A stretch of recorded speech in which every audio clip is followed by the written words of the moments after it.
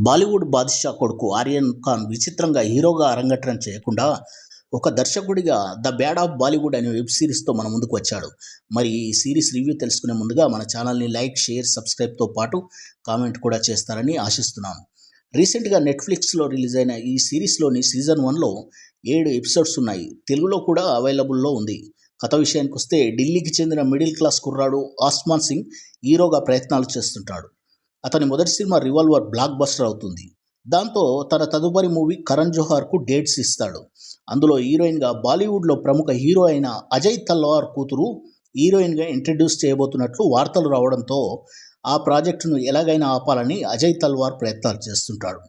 Rehearsals జరుగుతున్న సమయంలోనే కరిష్మా తల్వార్, ఆస్మాన్ సింగ్ ప్రేమలో పడతారు. చివరికి వాళ్ళ ప్రేమ కహాని ఏమైంది? బాలీవుడ్‌లోని పెద్ద నటుడితో ఢీకొన్న ఒక అప్‌కమింగ్ హీరో పరిస్థితి ఏమైంది అనేది తెలియాలంటే నెట్‌ఫ్లిక్స్‌లో స్ట్రీమ్ అవుతున్న 'the bad of Bollywood' web series చూసి తెలుసుకోవాల్సిందే. కథంతా బాలీవుడ్ చట్రంలోనే తిరిగినప్పటికీ లవ్ స్టోరీ అండర్ కరెంట్‌గా నడిచినప్పటికీ ఫన్ మాత్రం భలే వర్కౌట్ అయింది. నాకైతే నచ్చింది. షారుఖ్ కొడుకుగా ఆర్యన్ డైరెక్టర్‌గా అంతే లావిష్‌గా ఇంట్రడ్యూస్ అయ్యాడు. దాదాపు బాలీవుడ్‌లోని తారాగణం అంతా స్పెషల్ కామియోలతో అలరించారు. మన రాజమౌళి గారు కూడా ఒక సీన్‌లో కనిపించడం విశేషం. కరణ్ జోహార్ కామియోలో కాకుండా 2, 3 ఎపిసోడ్స్‌లో కనిపిస్తాడు. సిరీస్‌లో అతని పాత్ర కీలకం. ఎస్పెషల్లీ ఇమ్రాన్ హాష్మి చేసిన కామియో బావుంటుంది. బాలీవుడ్‌లోని కొన్ని పాయింట్స్ టచ్ చేశారు. లైక్ ప్రొడక్షన్ హౌస్‌ల బిహేవియర్, సక్సెస్ లేని వారిని ఎలా చూస్తారని రజత్ బేడి పోషించిన జరజ్ సక్సేనా పాత్ర ద్వారా అప్‌కమింగ్ హీరోని ఎలా లాక్ చేసుకుంటారనేది ఆస్మాన్ సింగ్ పాత్ర ద్వారా, అలాగే ఒక హీరోని ఎలా తొక్కుతారు, మాఫియా ఇన్వాల్వ్‌మెంటు, డ్రగ్స్, పార్టీసు ఇదంతా సీరియస్ టోన్‌లో కాకుండా కామెడీ వేలో చూపించడంతో నవ్వులు పూయిస్తాయి. 23 ఏళ్ల క్రితం వచ్చిన బాబీ డియోల్ నటించిన ఒక మూవీలోని సీన్‌ను ఈ సీరీస్‌లోని కీలక సన్నివేశానికి ముడిపెట్టిన విధానం మైండ్ బ్లోయింగ్. సిరీస్‌లోని అసలైన మజా ట్విస్ట్ క్లైమాక్స్‌లో వస్తుంది. ఆ ట్విస్ట్ చూసి హీరో, హీరోయిన్లతో పాటు మనం కూడా 2 చేతులు జేబులో పెట్టుకొని అలా ఉంటుంది ట్విస్ట్. యాక్టింగ్ పరంగా ఆస్మాన్ సింగ్‌గా 'కిల్' మూవీ ఫేమ్ లక్ష, హీరోయిన్‌గా సెహర్ బాంబా అద్భుతమైన నటన కనబరిచారు.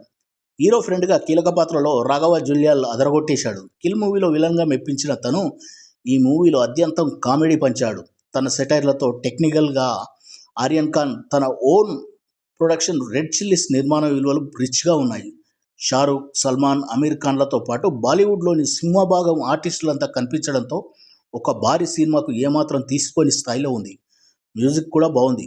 నెగెటివ్స్ విషయానికొస్తే బాలీవుడ్ హీరో కథ అంటూ మొదలైన కథ మధ్యలో ఎటో పోయి లవ్ స్టోరీ అన్న టర్న్ తీసుకుంటుంది.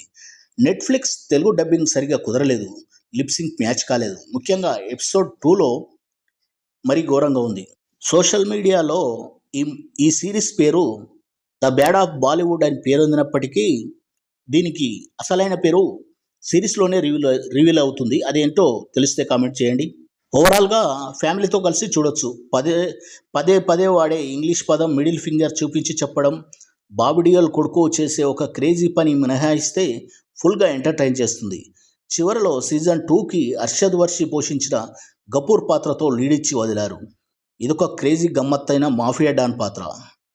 ఈ సిరీస్‌లో ఒకచోట సే టు నో డ్రగ్స్ అని ఉంటుంది. అది ఎందుకు పెట్టారో మనకు తెలుసు.